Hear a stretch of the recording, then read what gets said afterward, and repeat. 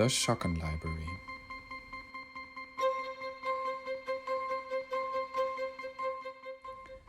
The owner of the Schocken department store chain and the Schocken publishing house, Salomon Schocken, was Mendelssohn's most important commissioner in Germany.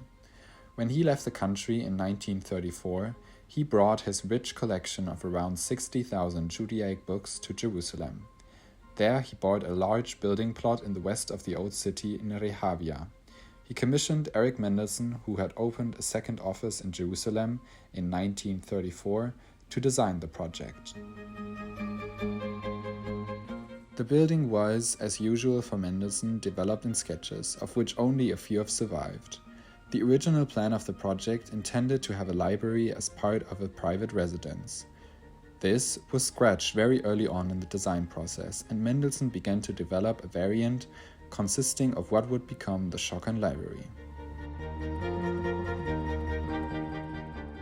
This way, he planned two different projects: Balfour Street 6, the residential building, and, on a nearby plot, the Schocken Library, which was finished 1936. The basic idea of the library consists of a short eastern wing built parallel to the road, and a long wing running perpendicular into the depth of the property. The two-story building houses on the ground floor the main entrance as well as administrative rooms in the short wing in the east. Affiliated to a long corridor are workrooms for the library. The repository room completes the wing in the west.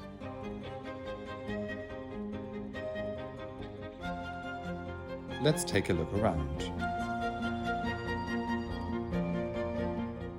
The interior of the building was designed by Mendelsohn.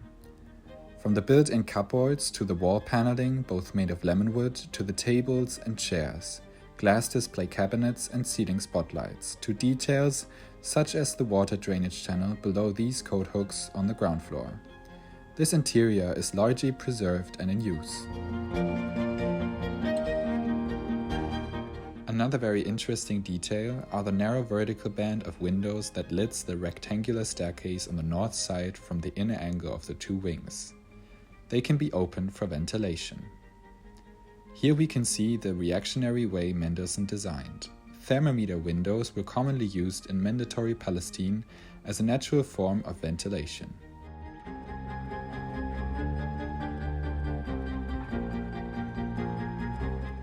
On the first floor represents the very famous reading room, the heart of the building.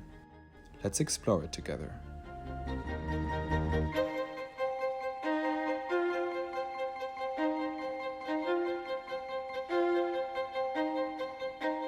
Library buildings have to follow certain rules, as reading needs constant, non-dazzling light.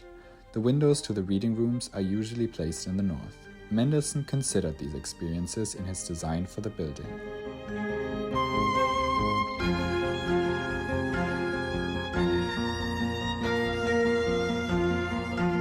He had the challenge, though, that the long wing not only has a prominent north facade, but also a south one. This orientation is unfavorably for a library. Mendelsohn's solution is interesting. Since the large reading room occupies the entire width of the upper floor of the long wing, constant light falls through the large windows on the north side, which are inserted directly under the bright ceiling that amplifies the light. He solved the problem of a long side of the reading room facing south by inserting a narrow and deep glazed bay window into the otherwise completely closed wall. This bay window, that could be shaded manually, created a very unusual effect in the interior. Through the narrowness of the opening, a concentrated ray of sunlight enters the reading room and travels through the room in the course of the day like an inverted sundial. By looking at the bay window from the outside, we can see how the detailing in the planning also continued in the construction.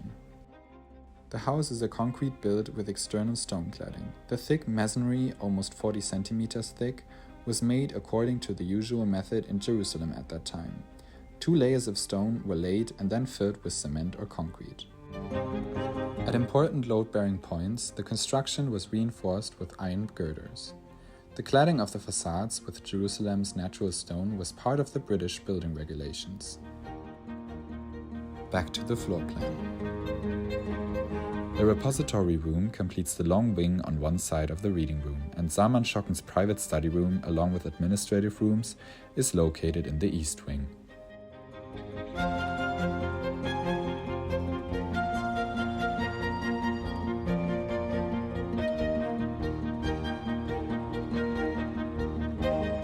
The details that Mendelsohn planned for the building are what makes it so special.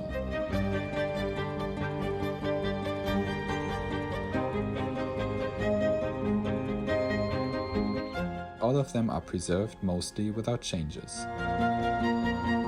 After the War of Independence in 1948, the windows were massively barred. Today, these grills give the building a closed, forbidden look. Also in the reading room, the original furniture has been partly replaced by new one in recent years. However, the originals are said to still be preserved. This table is original.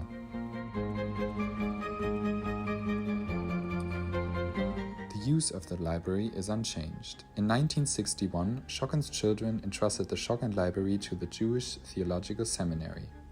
The library continues to operate in its original building in Jerusalem under the title the Schocken Institute for Jewish Research. Schocken's important Incunabula collection was donated by the family to the National Library in Jifat Ram, Jerusalem.